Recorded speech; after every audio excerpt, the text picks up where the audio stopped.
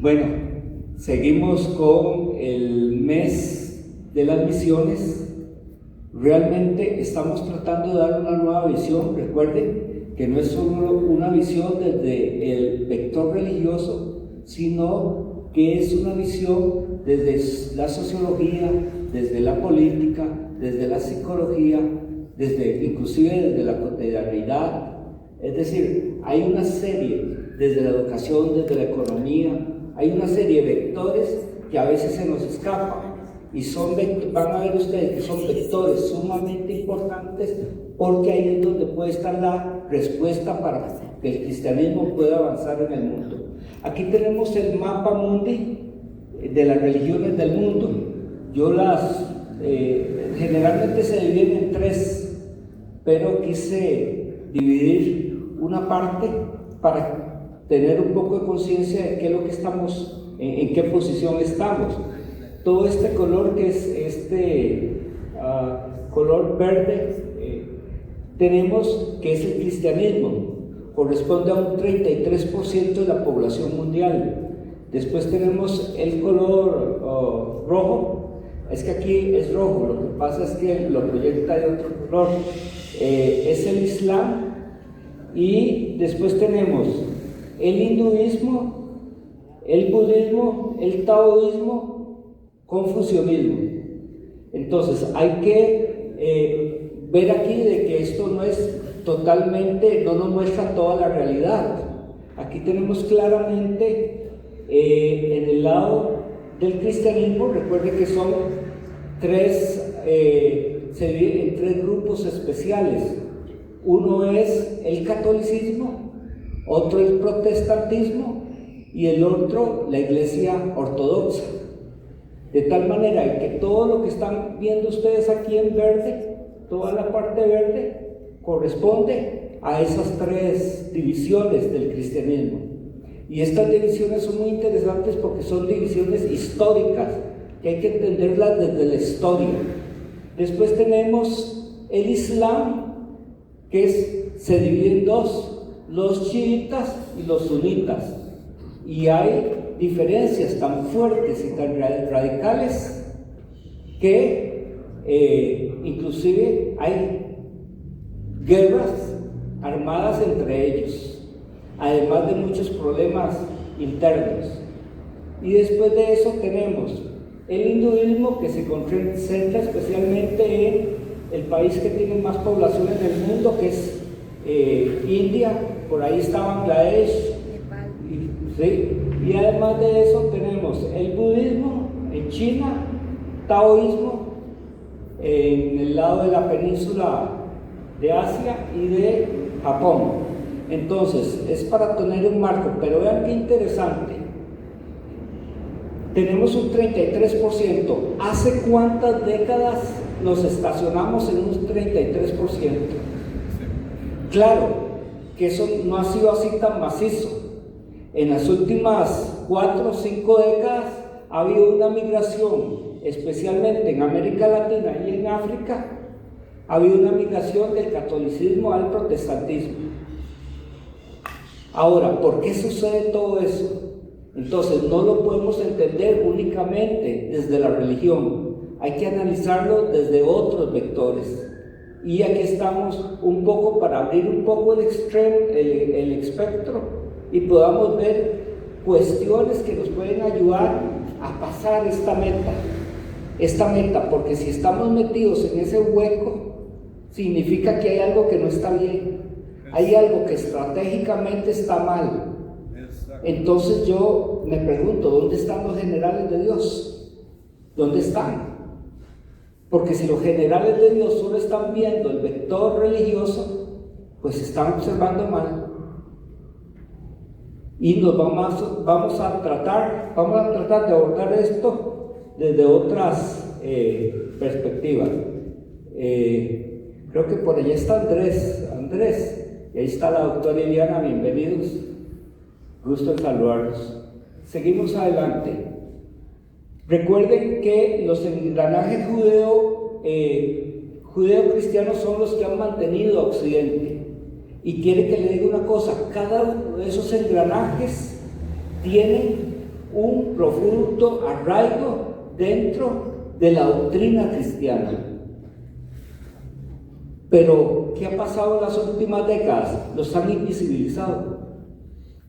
Los han invisibilizado completamente. Solo observemos algunos. Dignidad de la persona humana. El hombre fue creado a imagen conforme a la semejanza de Dios. ¿De dónde parte la dignidad de la persona humana? De la dignidad que Dios le ha dado.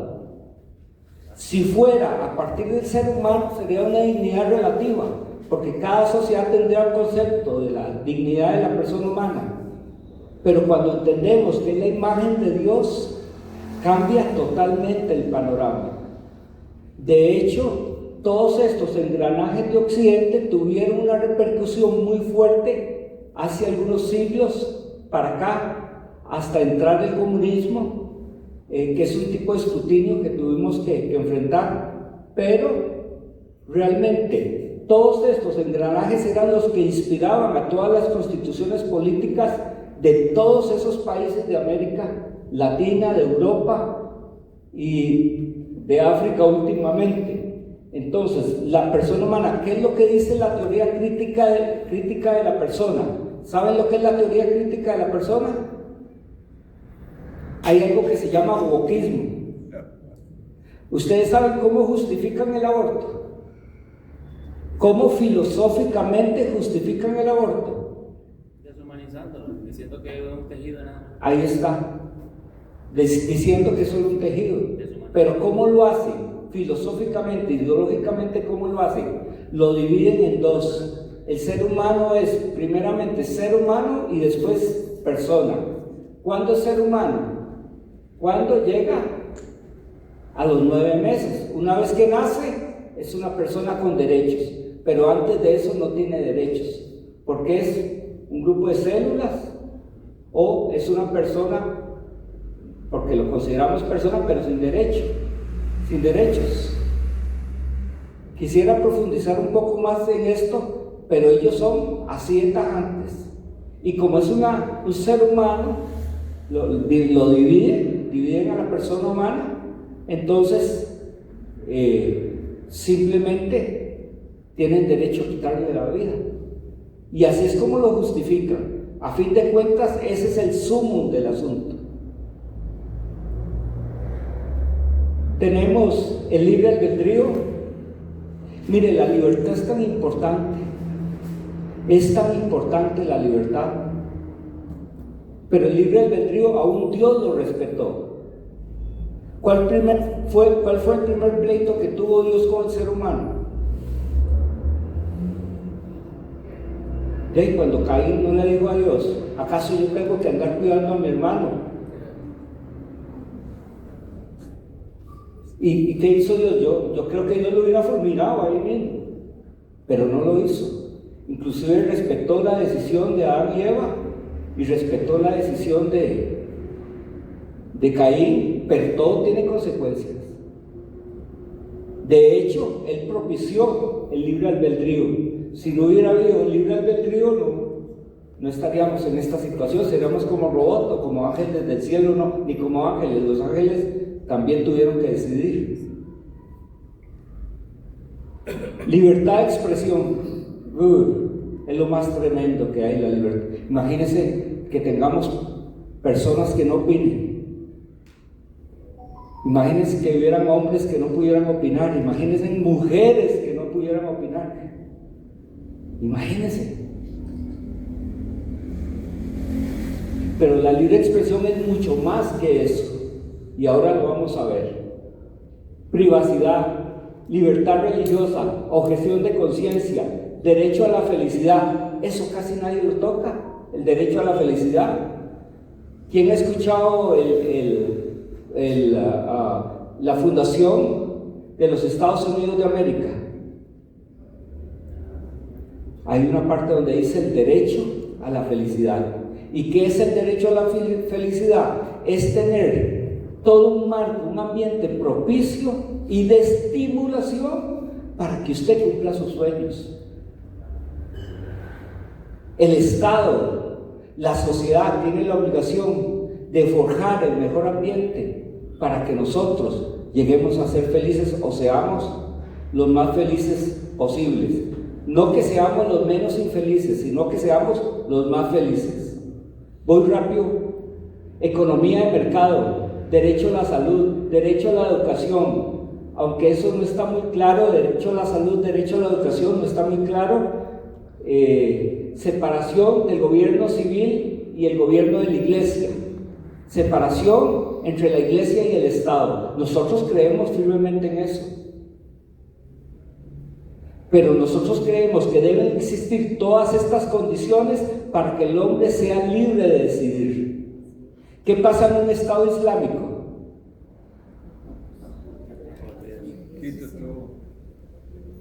En un Estado islámico no hay nada de eso. Ven lo importante que son los engranajes de Occidente, el aporte del cristianismo. ¿Qué dice la palabra? Dad a Dios lo que es de Dios y al César lo que es del César. Ese no es el problema. Ese no es el problema. El problema es que César no le da a Dios lo que es de Dios. Y eso hay que deducirlo desde el estudio, por medio de estos seminarios. Porque la gente lo entiende muy bien, lo han predicado en los púlpitos, da a Dios lo que es de Dios y al César lo que es del César, pero nunca le dice al Estado que le da a Dios lo que es de Dios. Nunca se habla de eso. Y la palabra que dice, es mejor obedecer a Dios antes que a los hombres. Claro, es una llamada de atención y también es una llamada de atención al Estado. Recuerden que existe el gobierno civil, el gobierno de la iglesia, el gobierno de la familia y el autogobierno, y todos esos deben ser respetados. Y en todas las constituciones políticas donde existe el mundo occidental, existen las garantías individuales, que es el autogobierno, existe el código de familia, que es el gobierno de la familia, existe el gobierno de la iglesia, la objeción de conciencia, las libertades religiosas y el gobierno civil. Y cada uno debe respetarse. Muchos a veces se preguntan, ¿por qué la iglesia no paga impuestos? ¿Por qué la iglesia no paga impuestos a bienes inmuebles? Porque se debe respetar el gobierno de la iglesia. Y no solo eso, nos han irrespetado más, porque aquí lo que se cobra de impuesto de bienes inmuebles, lo que se exonera de bienes inmuebles, solo donde está el edificio, no los parqueos, nos están vendiendo 10 con hueco, y hay que ponerle atención a eso. Seguimos adelante. Respeto al gobierno de la familia, el autogobierno, principios democráticos, separación de poderes. Mire, hasta el mismo Dios hasta la misma palabra es clara: poder ejecutivo, poder legislativo, poder judicial. Tiene que haber un sistema de pesos y contrapesos por causa de la corrupción del ser humano. Así es. Predominio de lo científico y lo tecnológico, la subsidiariedad del Estado. Yo me tengo una pelea con la doctora Eliana Flores, que la otra semana nos va a estar acompañando, y con Randy. Yo sí creo en la subsidiariedad del Estado. Recuerden que había 3 diezmos. Estaba el diezmo levítico, estaba el diezmo de las fiestas y estaba el diezmo de los pobres. ¿Cada cuánto se cobraba el diezmo de los pobres? ¿Cada cuántos años? Cada 3 años se cobraba el diezmo, que era para las viudas y para los huérfanos. Léanlo en la palabra. Entonces ahí hay aspectos subsidiarios. Seguimos adelante. Esto es para un preámbulo para lo que vamos a ver. Entonces, la cosmovisión bíblica. Afirmamos que la Biblia, que es el libro del cristianismo, afirmamos que la Biblia es el estándar autoritativo e inerrante por el cual todos los aspectos del gobierno civil han de ser dirigidos, y que Dios cuenta al hombre como responsable de gobernarse a sí mismo por este estándar. ¿Qué dijo Génesis 1:28? Y los bendijo Dios y dijo: fructificar, multiplicados y llenar la tierra, sojuzgarla y llenar. Hemos discutido mucho esto con el equipo Randy y esto es sumamente claro. Cuando dijo fructificar es que nos íbamos a multiplicar, y cuando dijo que nos íbamos a multiplicar, ¿qué dijo? Que íbamos a formar ciudades, que íbamos a formar países, y pero eso no lo vemos cuando lo enseña en la iglesia. Y cuando dice que vamos a formar ciudades y que vamos a formar gobiernos civiles, ya estaba un protogobierno descrito por la palabra. Ven como todo está escrito por la palabra. Y cuando dijo, unió a Adán y Eva, ¿qué fue lo que formó? El gobierno de la familia. Vean cómo todo ha sido tejido y cómo el Génesis es un punto de inflexión. Entonces, sojuzgar la tierra, gobernarla con firmeza. ¿Qué tenemos en el Islam? Mahoma es el fundador. El Corán es el libro sagrado del Islam, palabra literal de Dios, Alá, revelada al profeta Mahoma a través del arcángel Gabriel a lo largo de 23 años. Funciona como la guía espiritual, teológica y jurídica fundamental para más de 1.000 millones de musulmanes. Vean de que no es muy diferente a la palabra del Señor, pero hay diferencias significativas. Es decir, cuando usted lee la Biblia, usted lo que encuentra ahí es un sistema totalmente lógico, sin falla, exacto, como la física y las matemáticas, donde usted puede escudriñar la mente de Dios. Y no solo eso, oigan esta palabra, usted puede escrutar la Biblia, hacer un escrutinio con el derecho a su libre expresión, y decir si esto es cierto o si esto no es cierto, leerla, analizarla, verificar si es cierto o si no es cierto lo que dice la palabra. ¿Cuál es la diferencia entre el cristianismo y las demás religiones? Es simplemente, que después de tantos cientos de años, tanto escrutinio contra el cristianismo, no han podido debatir ninguna de sus tesis. Y todas esas tesis tenían que ver con los engranajes de Occidente que leímos anteriormente, y no solo con el vector religioso.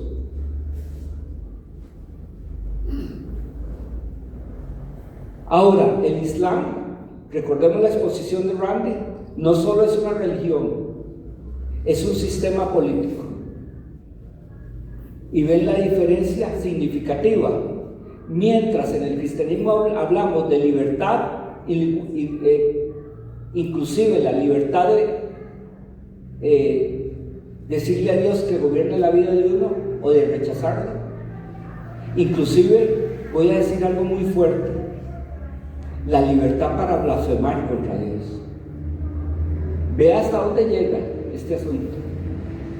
Que si alguien blasfema contra Dios, usted tiene que tener tan claramente entendido en su mente de que debe respetar la libertad de una persona al punto de si puede uno discutir, si puede hablar, si puede quejarse. Pero la diferencia entre el Islam y el cristianismo es que si usted blasfema al profeta, ahí está la horca. Pero Occidente no. ¿Por qué? Porque existe el libre albedrío, existe la libertad de decir no creo en Dios. Observan la diferencia, y eso hace una gran diferencia, porque el islamismo se impone en los países por medio de la espada, por medio de la guerra. Randy. Gerardo, hasta hace no muchos años había leyes contra la blasfemia en la cristiandad. Había leyes bíblicas contra la blasfemia. El Islam tiene leyes contra la blasfemia y es inevitable porque el Estado moderno con las teorías críticas ya tiene leyes de blasfemia. Vaya a Inglaterra si quiere saber. Usted no tiene libertad de expresión porque ahora hay leyes de blasfemia. Inclusive acaban de arrestar a activista, se me olvida su nombre, muy conocido.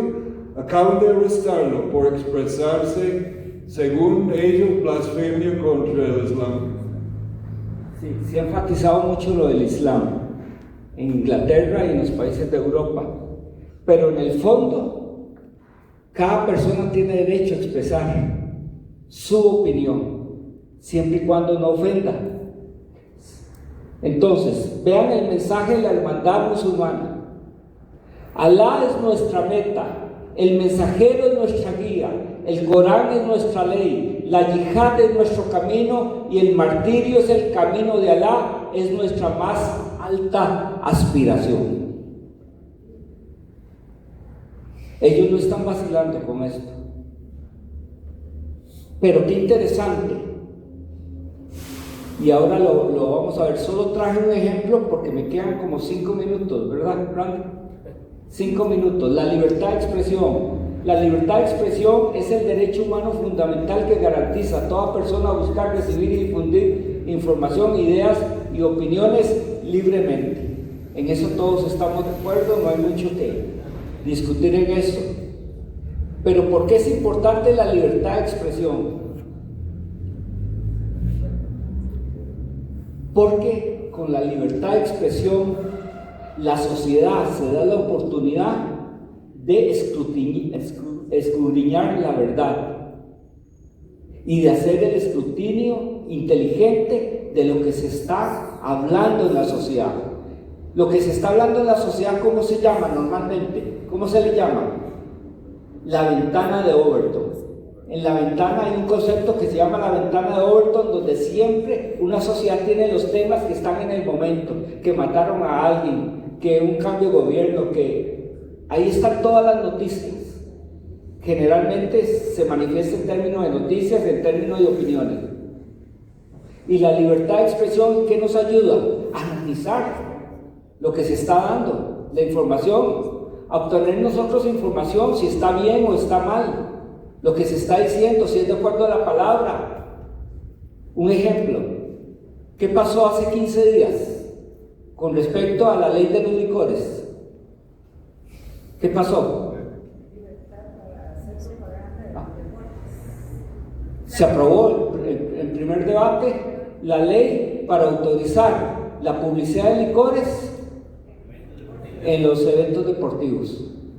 A ver, ¿y quiénes faltaron a la sesión de ese día? Los comunistas. ¿Qué diputados faltaron? Los cristianos. Léanlo, ¿quiénes fueron? Doctor Eliana.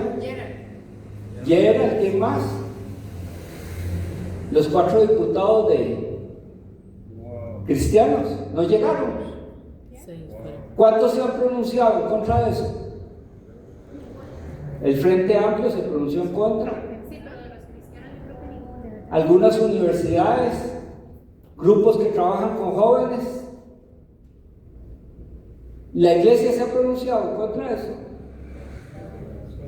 ¿Cuántas décadas lleva esa ley sin ser tocada? Pero llega este gobierno. Claro, todavía tienen el segundo debate. Yo espero que en el segundo debate alguien levante la voz.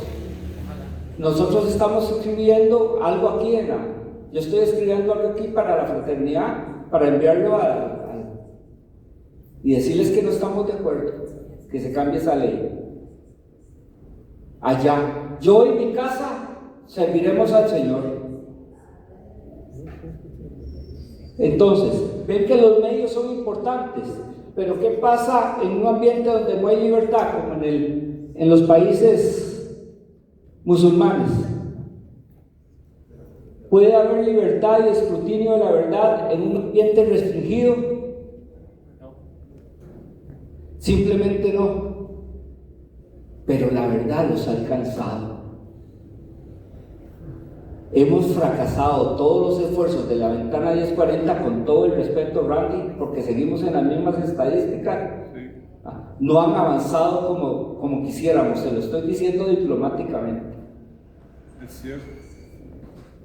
Pero observen, la libertad de expresión nos permite realizar comparaciones entre argumentos y encontrar la verdad. Pero vean qué interesante, ¿qué fue lo que hizo que cambiara el mapa del cristianismo en la Reforma? Fueron dos elementos. 1450 nació la imprenta por Johannes Gutenberg. Primer libro que se escribió la Biblia, primero 42 líneas y después toda la Biblia. ¿Y qué pasó en 1517?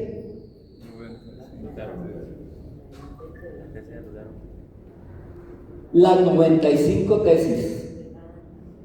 ¿Se acuerdan? Vean que primero hubo un cambio tecnológico y después irrumpió un despertar de la iglesia evangélica. Vean la relación que hay entre las dos.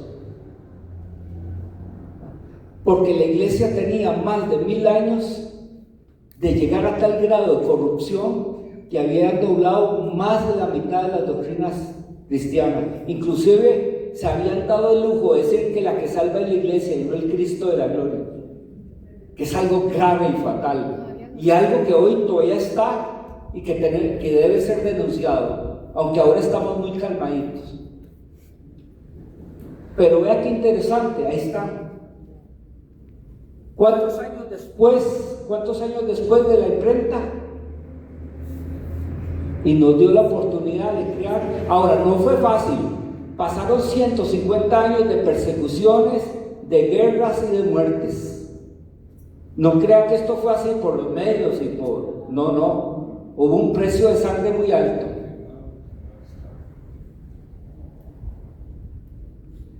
Qué interesante. El catolicismo en América Latina era un sistema abierto o cerrado. Era un sistema cerrado, igual que el Islam, cerrado. Pero ¿qué pasó en 1960 cuando empezó la radio y la televisión? ¿Qué pasó?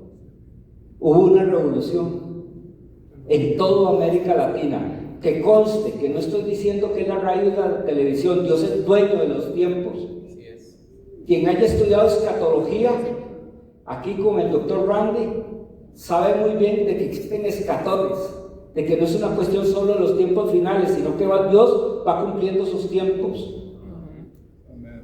Y ahora viene la internet, ahora sí, se pudieron escapar de los sistemas, bueno, en la América Latina, bueno, el cristianismo, y hay algunos países donde el cristianismo ya es mayoritario, el evangélico, y en Costa Rica creo que dentro de 10 años es que se alcanza la mayoría. En este momento hay un 30%, los jóvenes es un 41%, y los niños son más del 50%, es decir, en 10 años seremos mayoría. Y ahora sí, viene el último terremoto, la internet y las redes sociales. Y le digo una cosa, esto no lo pueden parar.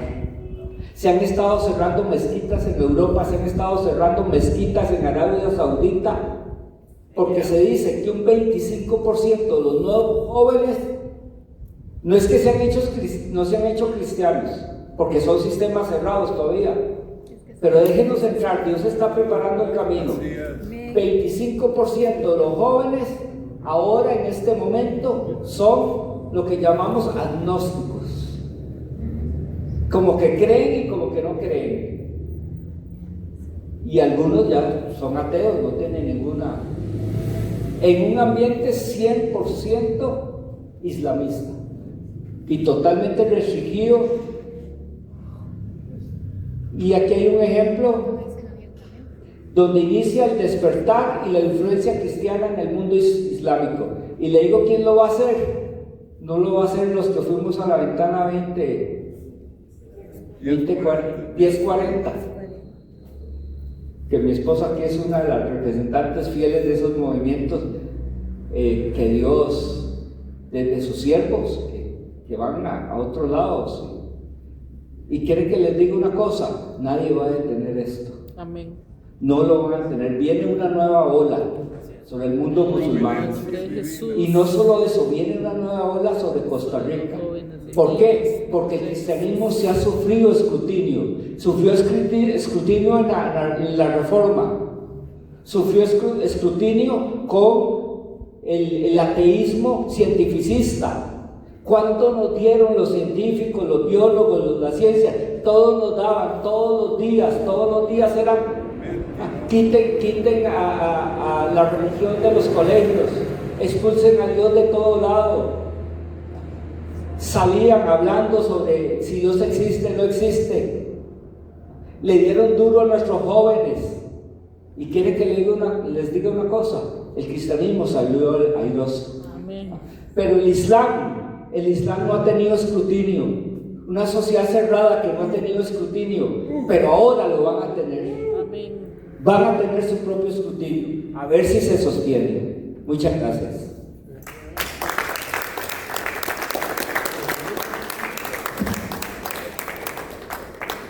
Muchas gracias, hermano Gerardo, por esta linda exposición. Todavía no hemos terminado, pero vamos a hacer una pausa para recoger las ofrendas y vamos a invitar a la hermana Amalia para que ella se haga cargo de este tiempo. ¿Usted pensó que se me... También debemos entender que no solo el Islam que hace esta guerra contra la imagen de Dios. El humanismo religioso hace guerra contra la imagen de Dios. El único o la única imagen válida, no hay ninguna imagen válida de Dios en la tierra excepto el hombre.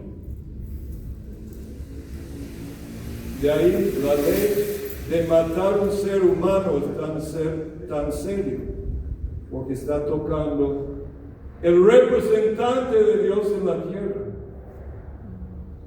el virrey, la virreina, cada uno de nosotros, imágenes de Dios.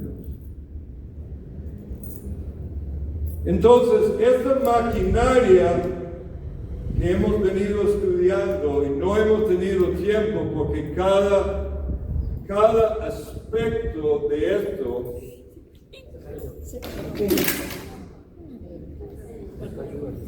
el soplo del Espíritu fue tan fuerte, extendí mi mano y cayó.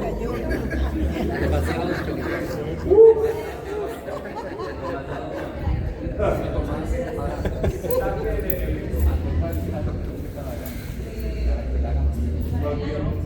para acá. Gracias, fuerte voz. Fuerte voz.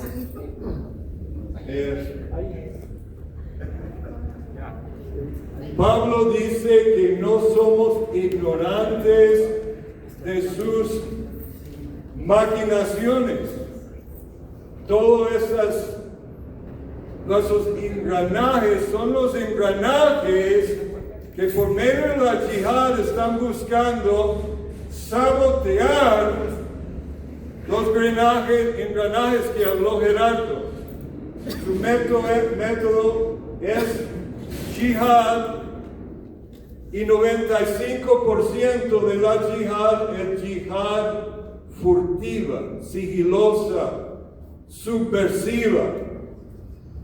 Dice Juan Guandolo de la FBI que hoy por hoy 95% de yihad en Estados Unidos, por ejemplo, es yihad de subversión, contrainteligencia, infiltración, penetración, por todo lado. Hasta el Departamento de Estado me di cuenta que quien escribió la constitución de Irak y la constitución de Afganistán fue el Departamento de Estado de Estados Unidos imponiendo ley Sharia sobre las dos naciones, y a partir de esto empezaron a perder la guerra.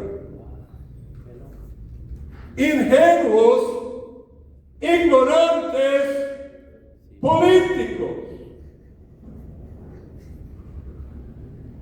Increíble.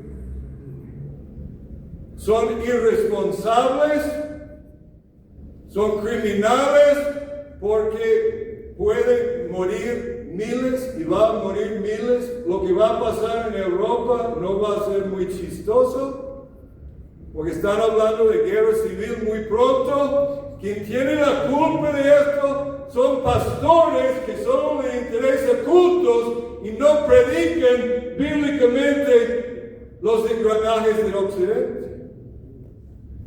Todo fundamentado en la Biblia. Estos 12 son en orden, no en el orden que me gustaría tratarlos, si no tenemos tiempo para tratar. Son en orden de yihad clásica y yihad moderna. Y agrego en la moderna, aunque es también antigua, educación y muy antiguo yihad contra la imagen de Dios. 12 rostros.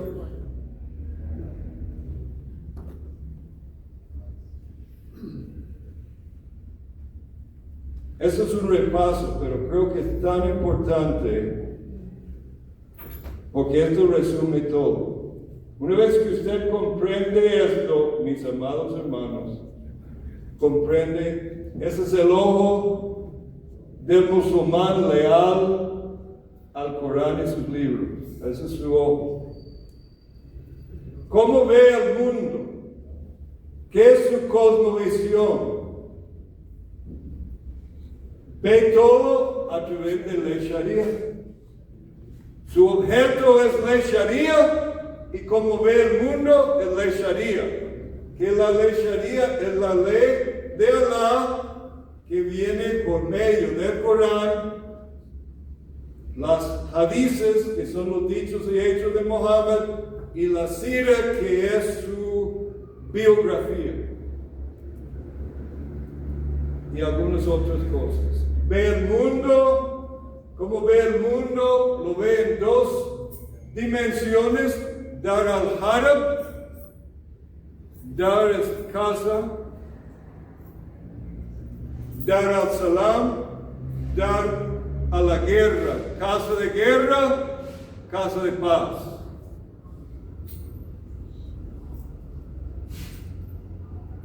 Dar al-Harab tiene que ser o aniquilado o eliminado. Por eso la hermandad musulmana dice que su objeto es usar nuestras propias engranajes de libertad de Occidente para que por medio de nuestras propias manos, nosotros, con la ayuda de ellos, nos destruyamos a nosotros mismos. Astucia de serpiente. Eso es lo que la hermandad musulmana está haciendo. Esta semana bajé del internet la actividad de la hermandad musulmana en América Latina. Revelado por un imán, no sé qué corte de Islam es este imán, pero él critica mucho el Islam, lo que él llama Islam radical. Pero el problema no es radical, el problema es el Islam. Punto resumido, es una religión nefasta, satánica, que destruye la civilización, destruye las naciones, destruye la familia, y donde quiera que entre el Islam, misteriosamente los países se secan, la intelectualidad se seca, la ciencia se seca, todo se seca, porque es un culto a la muerte. Así es. O si no son eliminados, tienen que ser sujetos. No, señores, no vamos a convertir, pero vamos a pagar jizya. Hay dos impuestos, creo que Kataya y jizya. Kataya es sobre la tierra y el jizya es un impuesto, pero es un impuesto tan alto que sobre el tiempo en los países islámicos básicamente la gente se convierte para sobrevivir económicamente. Eso es lo que está. Van a mentir y decir, no, eso es un impuesto pequeño. No. Es un impuesto que destruye la economía de los no musulmanes. Y la tercera opción es morir. Los que se convierten pasan a Dar al-Salam, a casa de paz. Costa Rica es Dar al-Harb. Cada mezquita, chiita o sunita en Costa Rica es una base militar para destruir Costa Rica. No van a decir esto abiertamente porque son muy débiles. Pero créeme, eso es lo que predican y solo usted tiene que conectarse al internet y escuchar lo que predican los imames todos los días. Ya lo declaran abiertamente todos los días. No quiero asustarlos, pero sí quiero asustarlos. O sea, asustarlos a la acción. Hacer como Caleb y Josué, levantarse, darse cuenta del peligro en que estamos y trabajar para el reino de Dios y para su familia y para la iglesia y para la gloria del Señor. Y al fin empieza viendo la lente de Sharia, ven el mundo entero. Ese es el proceso, guerra, jihad, para llegar a Sharia sobre la nación y finalmente, entre comillas, paz. Pero esta paz nunca llega, porque luego empiezan a pelear entre sí mismos las divisiones del Islam. O sea, es una paz falsa, nunca llega. Sharia es ley de leyes, es suprema sobre toda ley, según los musulmanes, es la ley de Allah. Entonces, toda esta maquinaria, estamos repasando, avísame Carolina, porque no quiero robarte nada. Esta maquinaria que hemos visto varias veces, es el 95% de lo que están haciendo en Costa Rica, América Latina, Estados Unidos, Canadá, Argentina, es por debajo. Usted no lo ve, pero están trabajando, maquinando con sus libros, con su profeta falso, su doctrina, su hermandad musulmana para lograr hacer una subversión completa. Interesante, el piso aquí es el error de Trump ahorita, es Hudna, el tratado de paz, el error de Al-Hudaybiyah, que es la guerra entre Meca y Medina, cuando Mohammed iba a atacar Meca y llegaron al Hudaybiyah y estaban peleando y declararon un tratado de paz. Pero ¿qué es este tratado, un acuerdo? Para comprar tiempo, porque Mohammed se dio cuenta que todavía estaba muy débil para ganar, entonces es para comprar tiempo. Al comprar tiempo, se reordenan, crecen. Si no se acaba con ellos, como la misma Annie Cyrus, Bridget Gabriel y otros como Juan, cuando lo están diciendo, si no acabamos con ellos, van a seguir. 5 minutos. Entonces voy rápido. Entonces el proceso es sabotaje. La anatomía de sabotaje, el desgaste desde el interior. Pongamos que esto es la cosmovisión cristiana. Esta rueda potentísima. Representa el núcleo de estabilidad, la base operativa necesaria para el funcionamiento del sistema. Debilitamos la cosmovisión cristiana, debilitamos su operación ¿cómo? Con sabotaje interno. El Islam hace un sabotaje interno, un componente intruso que se inserta en el mecanismo para obstruir el movimiento natural. Empieza a trancar la política, empieza a trancar por los votos, empieza a obstaculizar poniendo. En esta vez en Estados Unidos acaban de poner 47 nuevos funcionarios musulmanes en diferentes esferas del gobierno estatal, local, alcaldías, etc. Inclusive en el asunto de libertad religioso, que se supone que es básicamente cristiano, hay un terrorista islámico dentro de este comité que formó el gobierno de Trump. Así de infiltrados están. ¿Qué está buscando? Sabotaje. Para producir poco a poco un desgaste activo, lo que está pasando en Europa, la fricción inmediata provoca por la interferencia que consume la energía del sistema. Es un poco lo que hace la izquierda con la táctica de Claudel-Piven. Claudel-Piven es para sobrecargar todos los sistemas operativos del Estado a través de gastos locos, inflación loca, para que todo colapse.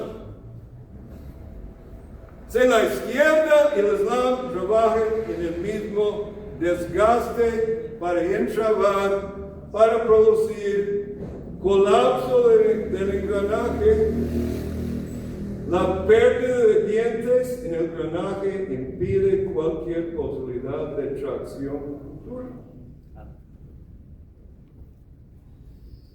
Interesante, Gerardo, que mencionaste este 33%. Porque la primera vez que el crecimiento en los primeros siglos de la iglesia, yo tengo las curvas, iba creciendo mundialmente hasta más o menos el año 600 y algo. ¿Y qué pasó? Niveló. Y empezó a bajar. ¿Qué fue? Llegó una peste sobre el mundo, 622, que se llama Islam. Se niveló. Luego, con la época del gran siglo de las misiones, el siglo XVIII, explotó de nuevo el porcentaje y llegamos a 33. Entonces la pregunta es, ¿qué fue que después de esta explosión en el siglo XIX, 1800, de finales de 1700 y todo el siglo XIX, niveló a 33 y todas las proyecciones en el futuro no vamos a crecer poblacionalmente. Gerardo estaba equivocado un poco y estaba correcto. Estamos fallando en la ventana 1040 en términos poblacionales, pero en términos de plantar la iglesia, plantar el reino de Dios en pueblos y etnias que nunca había escuchado, estamos creciendo. La semilla del reino está creciendo. Como misioneros que tenemos entre tibetanos, misioneros que tenemos en diferentes etnias en Senegal, en Tayikistán, en Uzbekistán, etcétera, etcétera, en Kurdistán. Eso es un logro para que pueda, cuando superamos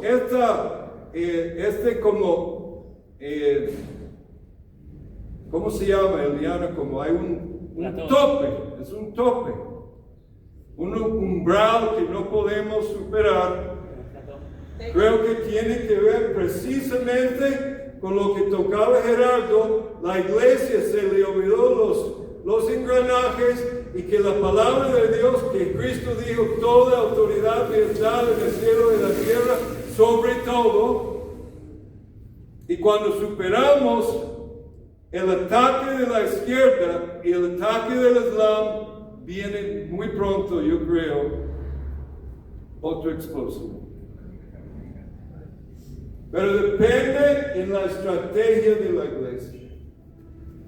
Por lo pronto, estamos pegados porque la mayoría de las iglesias, pastores y políticos no entienden este proceso de sabotaje del Islam. Y aquí puse varios sabotajes. Islam, Escuela de Frankfurt, con el marxismo cultural, y China, el Partido Comunista de China, que es básicamente también comunista. Está trabando, por ejemplo, China está en un umbral que, librado de este maldito aquí, China va a explotar. Irán, eliminando el Islam, Irán quiere ser libre, esto va a explotar el crecimiento. Tenemos que pensar, amigos, misionólogos, pastores, teólogos, estratégicamente. ¿Cómo estamos, Carolina?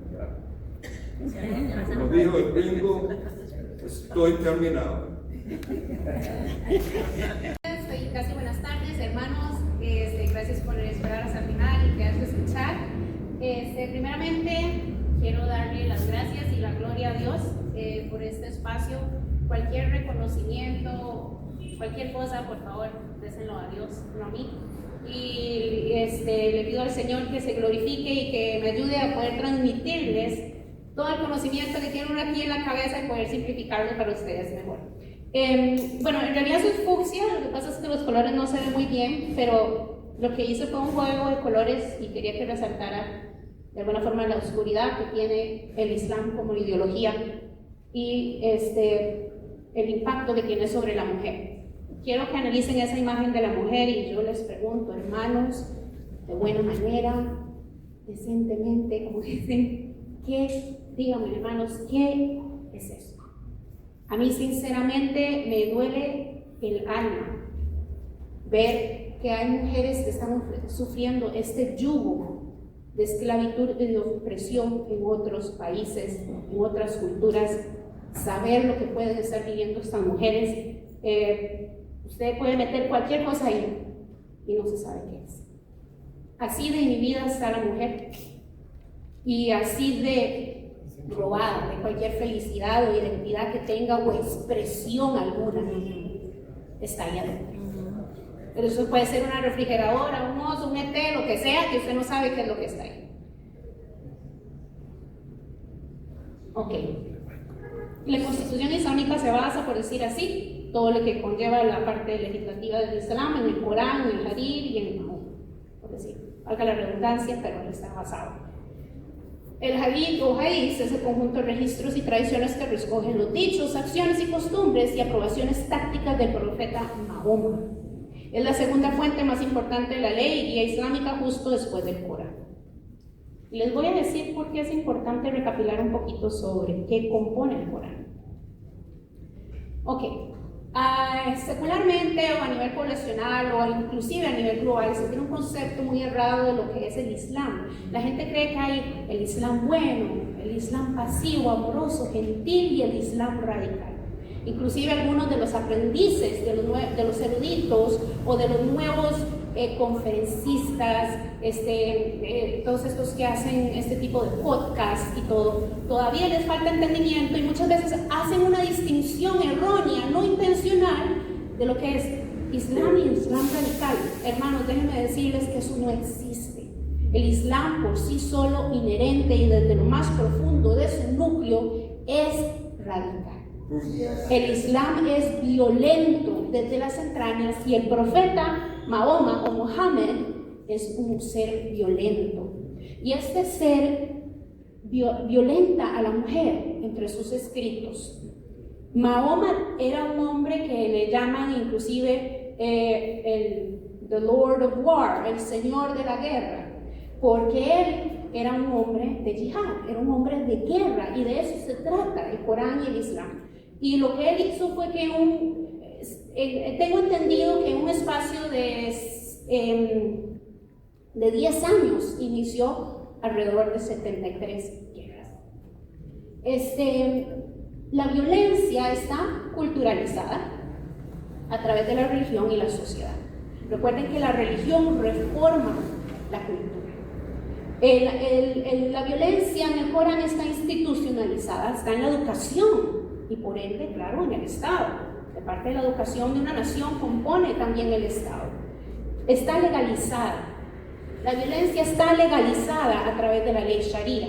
Que la ley Sharia viene siendo como, por decir, en resumen, si no estoy equivocado, Randy, me corriges, todo lo que es la cosmovisión islámica ya de una forma legislada. Por ejemplo, este es el caso de Soraya M. Hicieron una película sobre ella y resulta que ahora vamos a ver un poco más del valor de la mujer, pero el esposo la acusó falsamente de adulterio. Eso es un caso real y hicieron una película sobre esto. El esposo la acusó de adulterio y allá la palabra del hombre es y la palabra de la mujer no vale nada. Claro, en el Corán dicen cosas muy buenas de la mujer, pero luego hay versos que ponen a la mujer por el suelo y la validez de la mujer por el suelo. Entonces, si sabes leer entre líneas y sacar los versículos de la violencia de la mujer, como lo hacen también los islámicos, te vas a dar cuenta que todo lo bueno que dice el Corán de la mujer es borrado por todo lo negativo. Resulta que ella muere y un periodista se pone a investigar el caso y el esposo había mentido porque quería otra mujer y no la quería ella. Pero la mujer no vale nada, su testimonio no vale nada, entonces fue enterrada hasta arriba de la cintura, apedreada hasta la muerte porque su esposo había dicho que había sido infiel. Vamos a ver, yo creo que... Listo. Ok, la misoginia y de nuevo la violencia legalizada en la mujer. La misoginia es el odio, rechazo, aversión o prejuicio hacia las mujeres o niñas. Proviene del griego antiguo con gama de actitudes que van desde el menosprecio y la discriminación hasta la agresión física y la violencia extrema. La Sharia afirma que la mujer vale la mitad o 2/3 de un hombre. Y aún así en la práctica eso es como mentira, porque en la parte legislativa del Corán, por ejemplo, una mujer que tiene hijos hereda 1/6. Y una mujer, sin hijos hereda 1/6 de la herencia y una mujer con hijos hereda hasta 1/8. Entonces prácticamente las herencias o los reconocimientos de las mujeres en equidad o igualdad de la Constitución o la jurisdicción es prácticamente nula. Ante cortes Corán y Sharia, el testimonio de la mujer no tiene el mismo valor social. Los derechos de las mujeres son casi nulos y no existen. La mujer islámica y la kafir, o sea, aquella que no es conversa al Islam o que es extranjera, no valen igual. O sea, si la mujer islámica prácticamente no tiene valor, las mujeres no islámicas o extranjeras menos todavía, y tienen menos derechos que una mujer nacida y criada en el Islam o dentro de su comunidad. Los derechos de patrimonio y herencia no son iguales. Las mujeres son monedas de intercambio, son objetos de uso del hombre desde que nacen. Ellas tienen un precio y son de intercambio, son dotes, y están al uso del hombre a su antojo. Tienen borrado de identidad y anulación de presencia y participación pública. Entre estos se les puede legar la educación, la superación personal, la integridad con comunidades, cultura, organizaciones, trabajo, muchas cosas. Todo depende de la familia y del esposo. Bueno, y las mujeres son exactamente sirven y vienen al mundo para procrear y servir y someterse a su esposo. ¿Ok? Según el Islam, la mujer fue creada para seducir y por eso el Islam la castiga, porque ella hace entrar al hombre en pecado, porque el hombre es como un animal de instinto que no se puede sujetar. Entonces, antes de sujetar al hombre y culpabilizar al hombre de sus impulsos, culpemos a la mujer. Entonces, la mujer hay que someterla bajo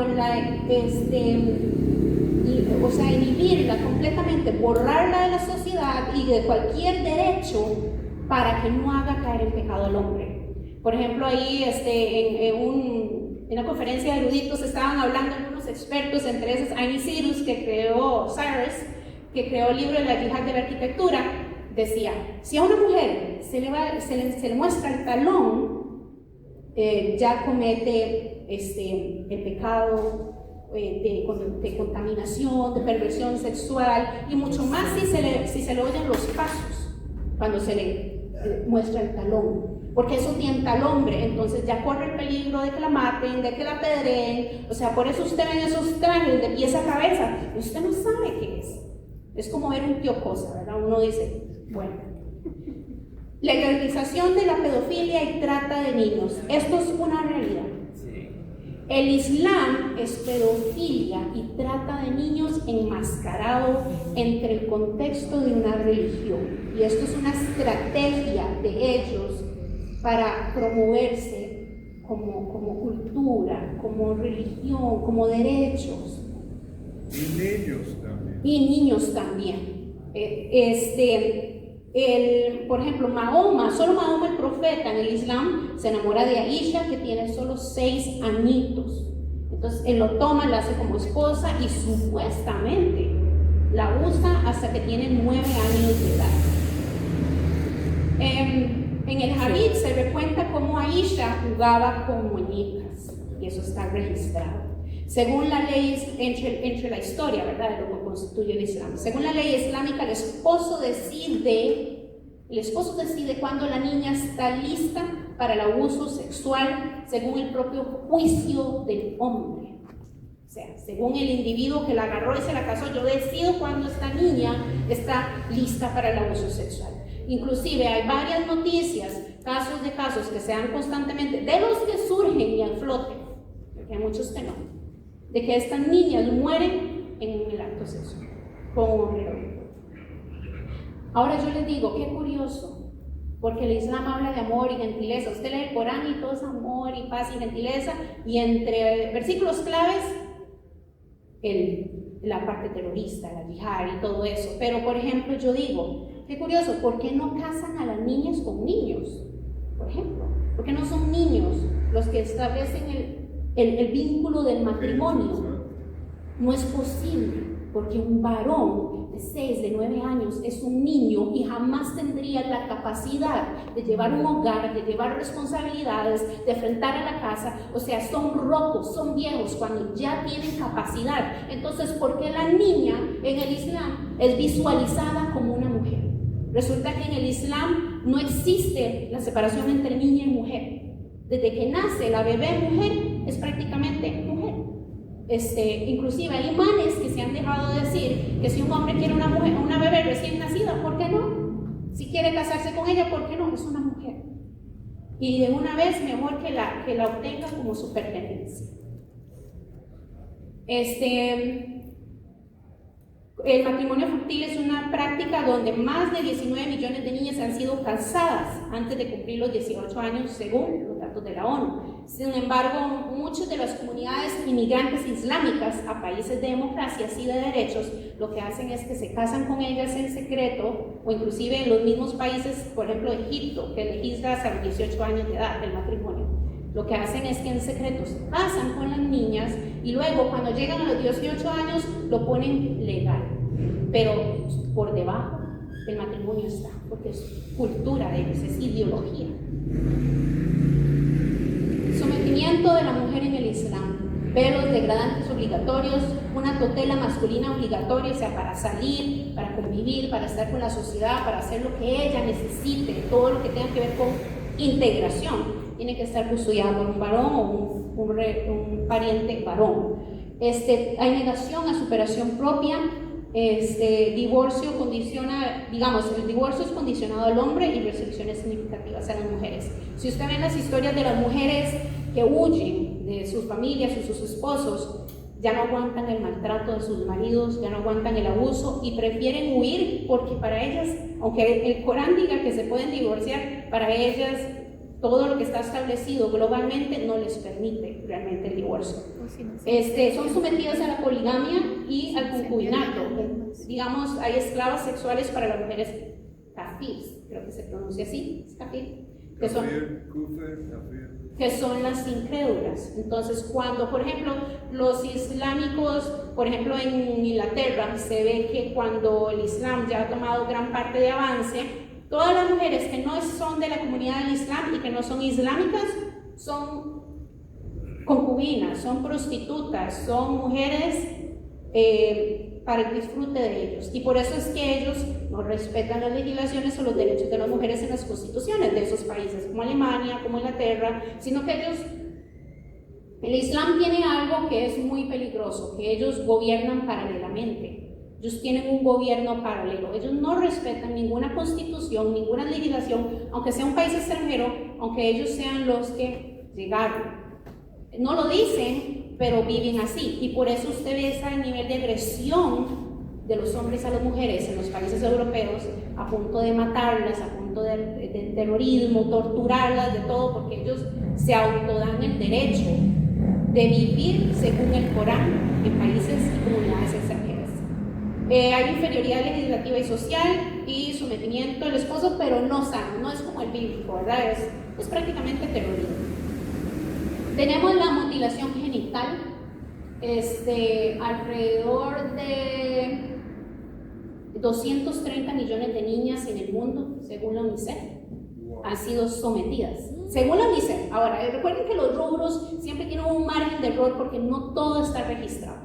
Entonces, alrededor de 230 millones de niñas, según UNICEF, han sido pasadas y sometidas a la mutilación genital.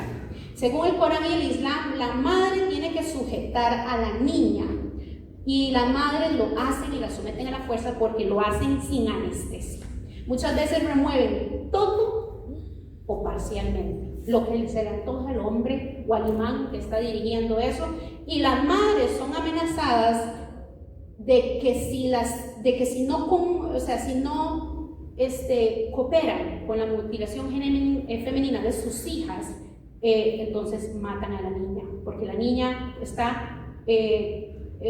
va a cometer, al no mutilarse, pecado o inmoralidad sexual. Entonces o la someten o la matamos o la castigamos. Entonces las madres muchas veces, aunque pueden estar lavadas del coco, porque hay mujeres que están muy lavadas de esta ideología demoníaca, cuando no quieren tienen que hacerlo para que no les maten a sus hijas. Vamos a ver, ¿cuánto tenemos? Ya, son cosas. Ok. También hay bandas de captación sexual y redes de trata. Estos puntos, y es un informe que lo compartió Randy, lo escribió el doctor Mark Durin, y es un académico del nombre internacional, australiano, y también creo que de la parte del catolicismo como obispo. Él escribió estos puntos que cuando yo los leí, yo dije, sí, realmente le dio al punto de cómo se comportan los musulmanes. ¿Por qué es que ellos hacen estas bandas de captación sexual, de redes de trata de niños? Porque también lo hacen con niños y niñas, y de mujeres jóvenes. Porque hay una doctrina de superioridad de los musulmanes sobre los no musulmanes. Para ellos en el Corán, lo que el Corán dice es que todos los que no son musulmanes tienen que morir si no se convierten al Islam. Entonces, muerte. Inclusive leyendo en el Corán me encontré unos versículos que no lo puedo traer porque dejé mi libro de notas, tenía todo subrayado y lo dejé, pero bueno, hay unos versículos en el Corán que dicen que the honor killing, que las muertes de honor, también deben de ser muertes dolorosas, muertes tortuosas, muertes sufridas, y así está en el Islam. Y por eso vemos que los yihadistas y los islámicos son sanguinarios, o sea, es demoníaco, porque para ellos la instrucción del Corán es muerte sanguinaria, muerte dolorosa, muerte sufrida. Entonces, ¿qué es lo que pasa? Que cuando hay civilizaciones con mujeres, especialmente la mujer, porque como ellos odian a la mujer, el Corán odia a la mujer. Cuando ven una mujer libre en una sociedad italiana, alemana, Inglaterra, Irlanda, el odio que ellos tienen, la impotencia de que no han logrado someterlas como en Pakistán, en Irán, hay policías de la ¿cómo se llama? Sí, policías de Sharia o la policía de lo que es todo el comportamiento, tiene un término para de la moral. La policía de la moral, estos hombres son policía de la moral y no le dicen a nadie en Inglaterra, pero lo son. O los mismos hombres islámicos con odio, usted los ve que un pronto va a una mujer caminando y la atacan y la apuñalan toda, o la apuñalean de tal forma que la dejan con una hemorragia cerebral en nacer así de la nada. Son islámicos con ira, porque no han podido someter esas mujeres al Islam, y como son prostitutas, las tratan como quieren. Entonces, la doctrina y la superioridad de los musulmanes sobre los no musulmanes. La doctrina de la lealtad y la negación, también conocida como amor y odio por causa de Dios. La superioridad y el dominio de los hombres sobre las mujeres. El aislamiento obligatorio de las mujeres por parte de los hombres. La práctica religiosa del matrimonio forzado y la ausencia de un concepto de edad de consentimiento. El matrimonio siempre es forzado para las niñas pequeñitas y también para aquellas que son esclavas o mujeres cautivas. Si un hombre que quiere casar con ella, se puede casar con una esclava sexual. Estas mujeres que captan en redes, y también si quiere repartirla entre todos los hombres islámicos lo puede hacer. Y lo vimos en octubre 7, cuando Hamas llegó por todas las mujeres judías y cómo se las repartían en grupo y las violaban, porque ellos tienen el derecho, según el Islam, de ejecutarlo tal cual y de torturarlas hasta la muerte mientras las violan. El aislamiento obligatorio de mujeres por parte de la práctica religiosa del matrimonio forzado, la percepción de la amenaza que representa la sexualidad femenina peligrosa. La mujer es peligrosa de incurrir al hombre en pecado y de no entrar en el cielo, entre otras cosas. La práctica de la esclavitud sexual como parte de las leyes de la yihad. La dimitud y el trato que reciben los pueblos no musulmanes conquistados según la ley islámica. Entonces, los islámicos tratan ahora a estas comunidades europeas como el Corán les permite tratarlos. Es una guerra de masacre. Ok, el Islam es violencia sistematizada y de conquista. Así es.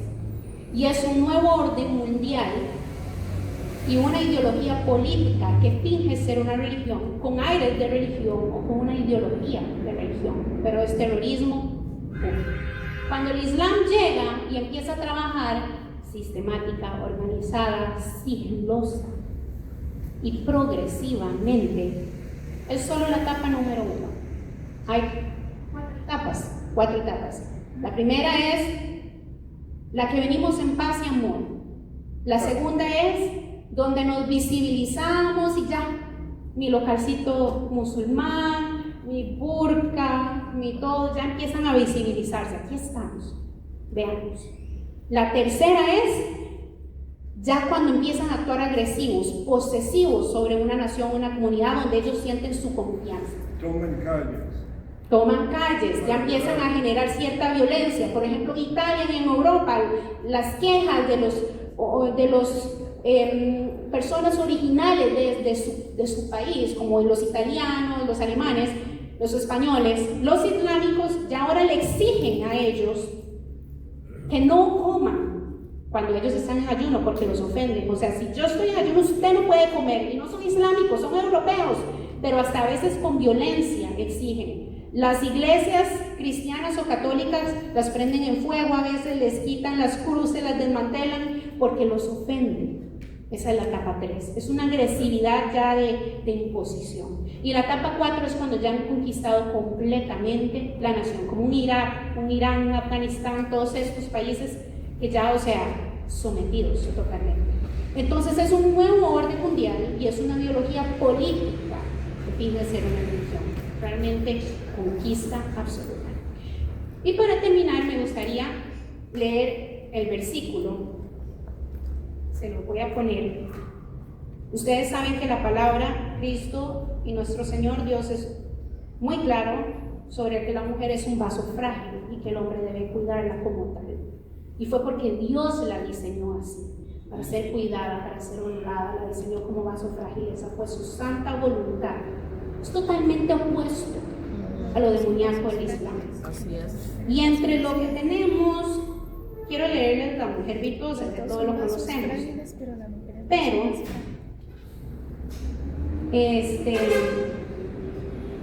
vamos a ver, aquí está. Es un poquito largo, pero quiero que vean el contraste de lo que es el cristianismo con el Islam. O sea, que lo repasemos un poquito, porque les voy a decir algo. ¿Por qué el cristianismo es el enemigo de todas las ideologías perversas? Es una pregunta. ¿Por qué el cristianismo es el enemigo del comunismo? El número 1. Porque el cristianismo trae libertad. Y bajo una nación islámica, una nación comunista, bajo el yugo de opresión que vive, no le sirve el cristianismo. Porque sabe que cuando la gente ve la libertad que trae Cristo, que trae Dios, el reino y el gobierno de libertad, van a ser desplomados, van a ser derrocados, porque la libertad va a prevalecer, especialmente la voluntad de Dios. Entonces, por eso el comunismo y el Islam ataca tan fuerte el cristianismo, porque ellos necesitan opacar la verdad para poder mantener su régimen abusivo. Vamos a ver para cerrar, un video de 2 minutos y el versículo de la mujer virtuosa, el capítulo. Elogio de la mujer virtuosa. ¿Cómo ve Dios a la mujer? Mujer virtuosa, quien la hallará, porque su estima sobrepasa largamente a la de las piedras preciosas, le da valor. El corazón de su marido está en ella confiado, no como el islámico, que la tiene forrada pies y cabeza y no confía en su mujer y no la deja ni salir. El corazón de su marido confiado en ella está y no carecerá de ganancias. Le da a ella bien y no mal todos los días de su vida. Busca lana y lino y con voluntad trabaja con sus manos. Es como una nave de mercader, trae su pan de lejos, se levanta aún de noche y da comida a su familia y ración a sus criadas. Es una mujer emprendedora, es una mujer trabajadora, es una negociante, es una empresaria, es una mujer llena de libertad, de capacidades, de habilidades y destrezas. Se levanta aún de noche y da comida a su familia y resuelve a sus criadas. Considera la heredad y la compra y planta viña del fruto de sus manos. Ciñe de fuerza sus lomos, esfuerza sus brazos. De que van bien sus negocios. Mira aquí como ella es una mujer emprendedora con esa libertad que le da el Señor. Su lámpara no se apaga de noche.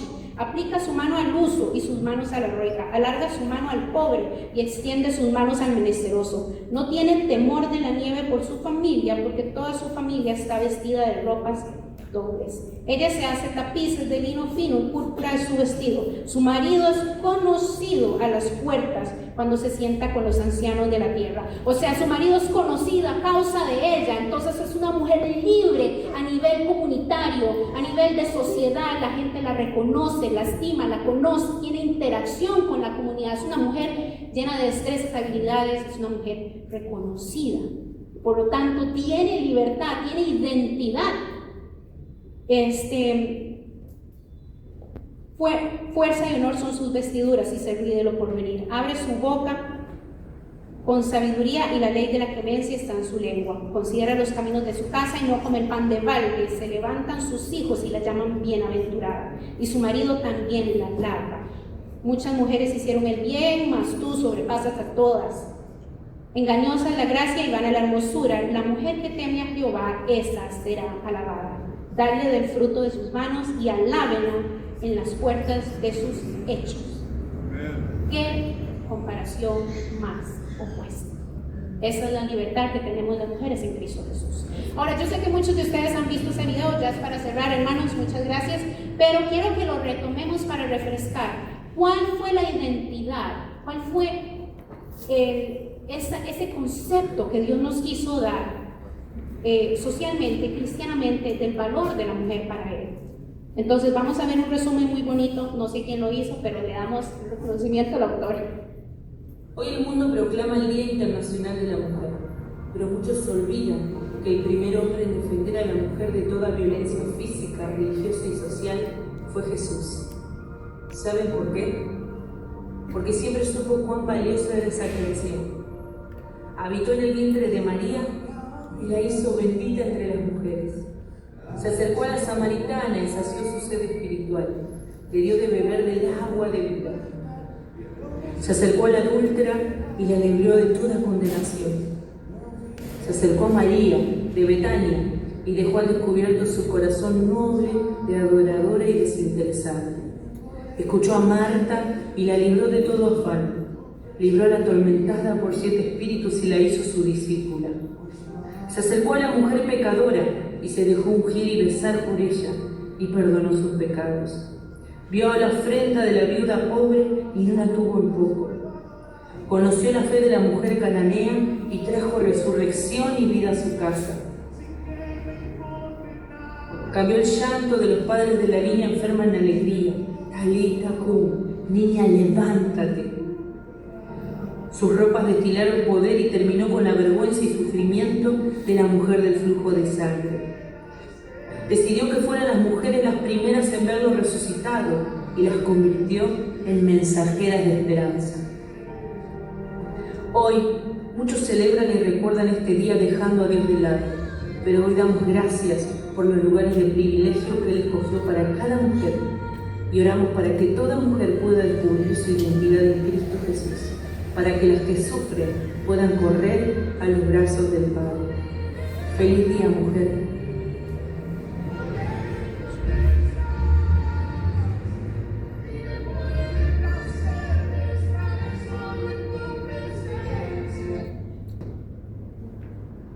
Y eso sería, hermanos, para cerrar.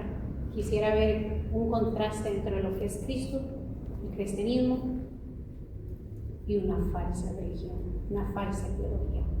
No hay nada que supere a nuestro Cristo, a nuestro Señor. Gracias.